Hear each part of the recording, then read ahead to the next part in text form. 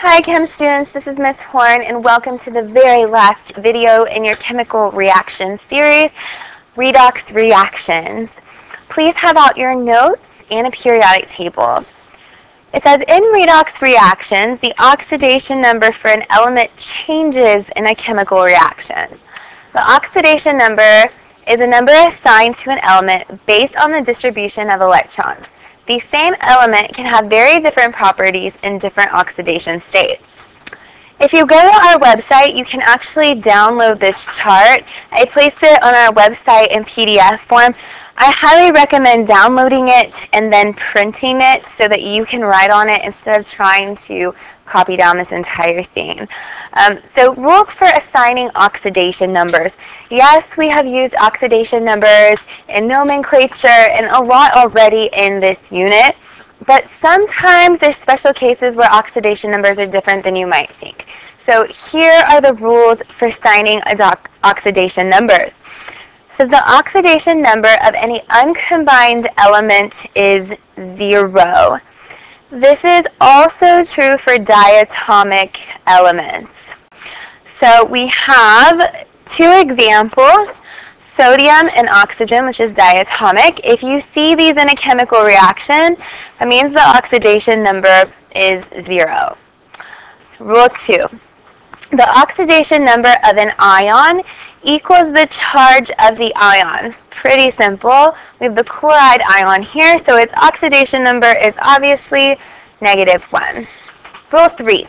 The oxidation number of elements in compounds typically, but not always, unless noted otherwise, follow a trend on the periodic table. This is a trend you're very, very comfortable with already. It's our trend of +1, +2, multivalent, +3, -3, -2, -1, and 0. There are a couple of things that I noted in here.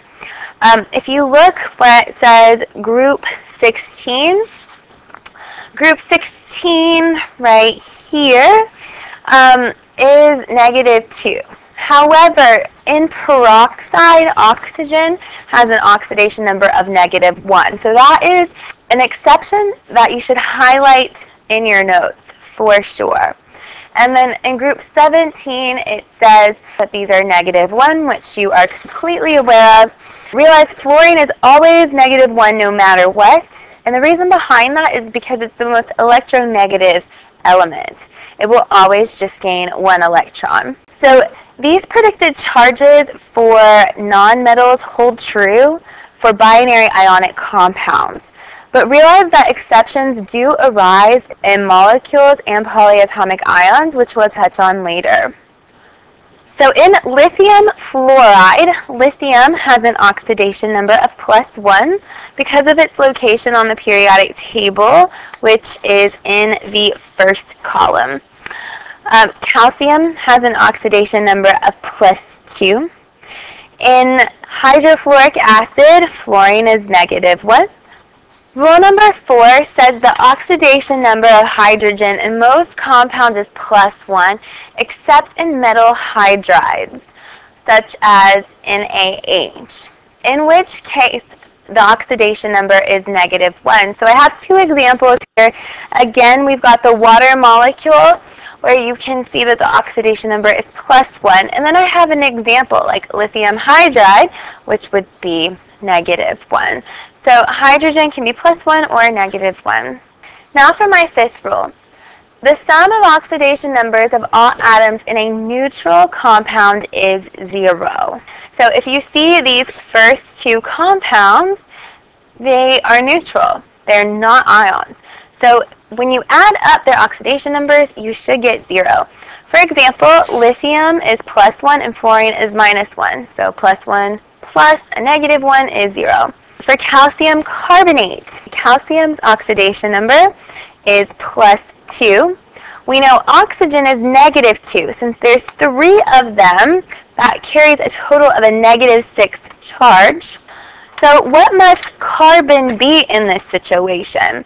Well, because we know that it must add up to 0, -6 plus 2 is -4. So carbon has to be plus 4. So now 2 plus 4 is 6, minus 6 is 0.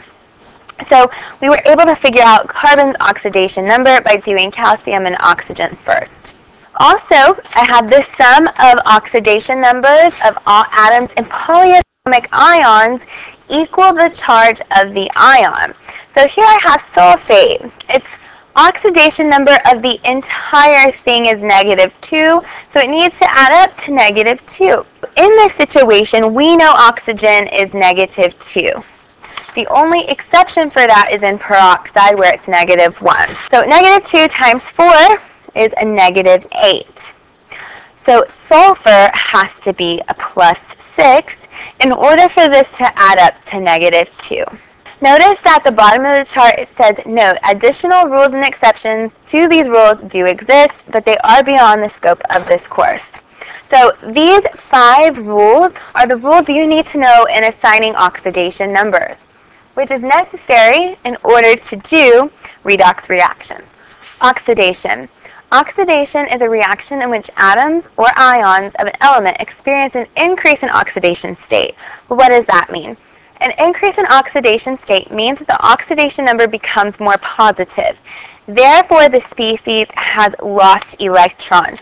So when you think of electrons, you really have to consider the fact that electrons are negatively charged. So if you lose something that is negative, the overall effect is that it becomes more positive. So I know this is almost backwards thinking, but realize when you lose electrons, then it becomes more positive. If you gain electrons, it's going to become more negative because you're gaining something that is negatively charged.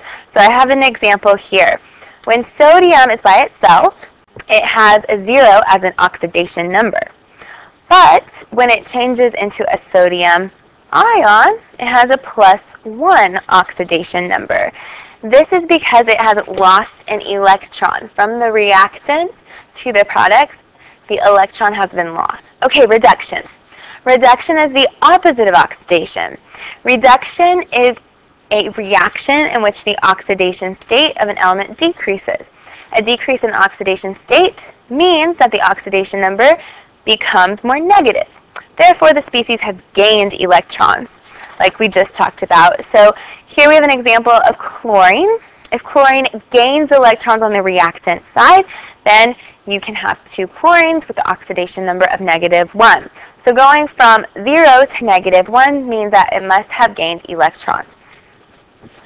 So an easy way to remember what oxidation and reduction mean is to use some of my famous corny sayings. Now, I didn't make these up. They've actually been around for a really long time. So my favorite saying is this one down here. Leo the lion says grr. So Leo means the loss of electrons is oxidation.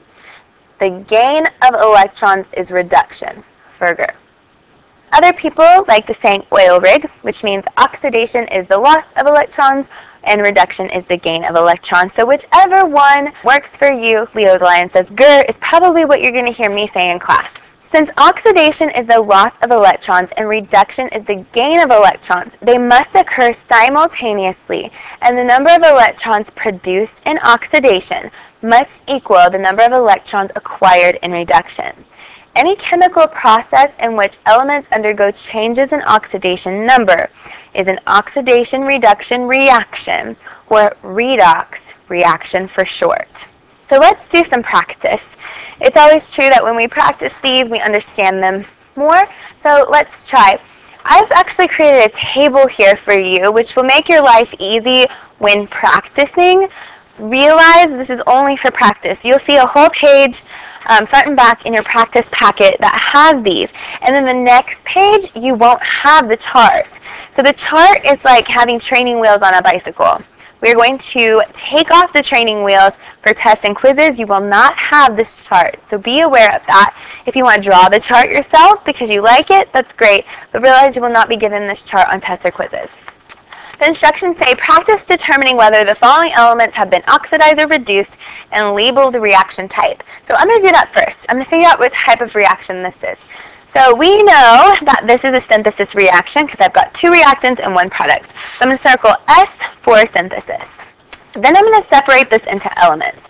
So I have iron and oxygen. Those are the two elements involved. Now I know from the chart that iron, when it's by itself, has an oxidation number of 0. Same thing with oxygen. So any element that is by itself or uncombined should have an oxidation number of 0. Now, on the product side, iron is going to be +3 and oxygen is -2. You can do this by reverse crisscrossing to figure that out.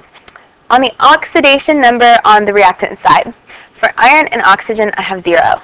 On the product side, iron is +3 and oxygen is -2. Going from 0 to +3, this is actually a loss of electrons, because it's getting more positive. Going from 0 to -2 is a gain of electrons because it's becoming more negative. Remember, electrons are negatively charged, so when you lose them, you become more positive. When you gain them, you become more negative.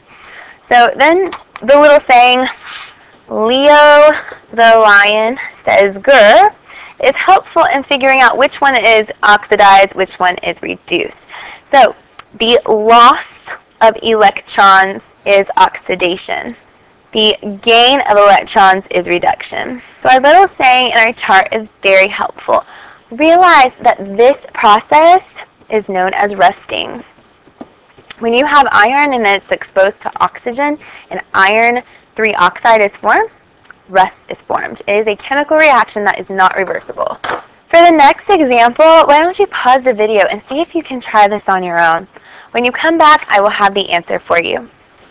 Okay, welcome back. Let's start by separating these into elements. So magnesium, hydrogen, and chlorine. I know magnesium by itself has got to be 0, and hydrogen by itself has to be 0 on the product side. Hydrogen's +1, chlorine's -1. Magnesium's +2, chlorine is -1. So on the reactant side, magnesium is 0, but on the product side, it's +2. So it has changed oxidation state. In fact, it has lost electrons. Hydrogen has gone from +1 to 0, meaning that it has gained an electron in order to do so because it has become more negative. Realize that 0 is more negative than +1. And then chlorine started off at -1 and ended at -1. So nothing has happened to chlorine. I'm just going to draw a line there.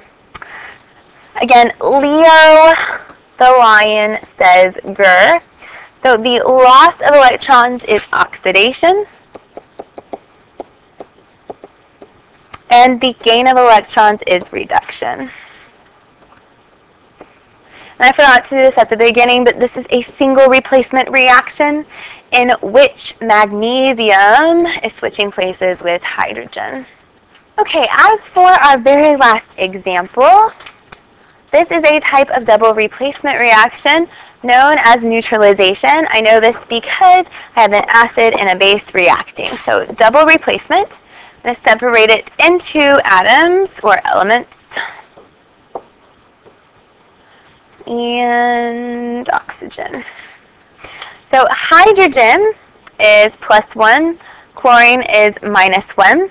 Hydrogen is also +1 in hydroxide here. Sodium is +1, and then oxygen is -2, which makes sense because this adds up to 0, right? So +1 -2 is -1, +1 again is 0.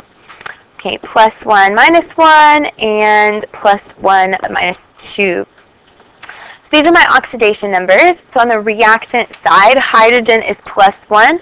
On the product side, it is also +1, so nothing has happened here. Chlorine is -1 on the reactant side and -1 on the product side. Again, nothing has happened.